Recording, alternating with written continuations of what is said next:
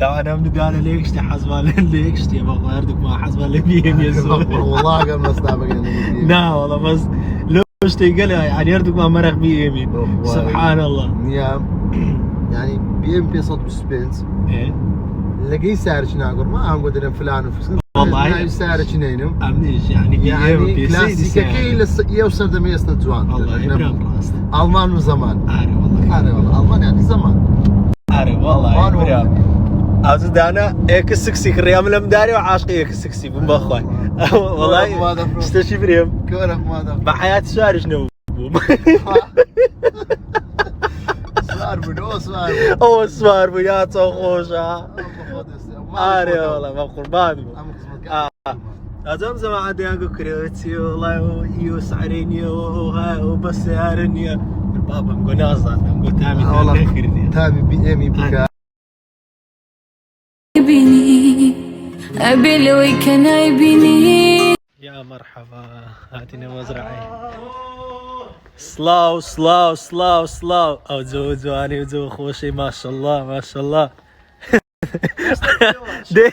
والله لا ادري مو خوشة السلام عليكم سون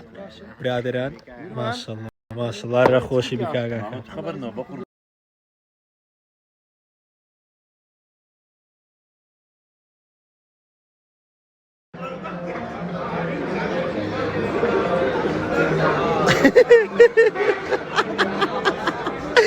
بالمصنع بدك ازور عندك اياها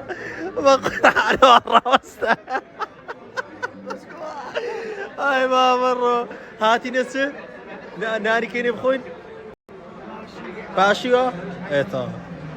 لقى كاك دلمان لقت زماعات هاتينا نانش باشيو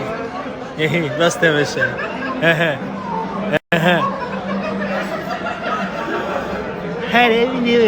هو اللي عصبي يا براقم وانا ابي بخوي ما ببوع حفده حفده يستا حما حفده ناير جاب داتو خوي لجيل لها بو حفده كاين اذا بتبيست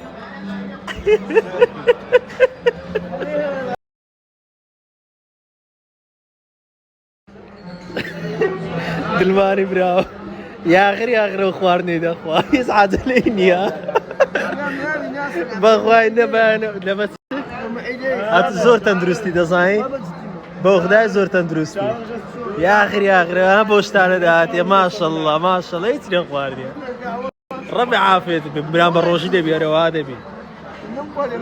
امام لو ابو خويتي دخلوا اخوارني هاتي لو ساعتي قابله بقر ما خذ صبر ما شاء الله برافو تازه ما مقسم هذا قدرت تصنع سيارم لزيش كله خراب الله يديم هيس لك رمناشي بخواي بس بتستلاقي يا بدل داخل هاي شيء الله ما عملوه الصورة الرومانسية والله تعذروا هذا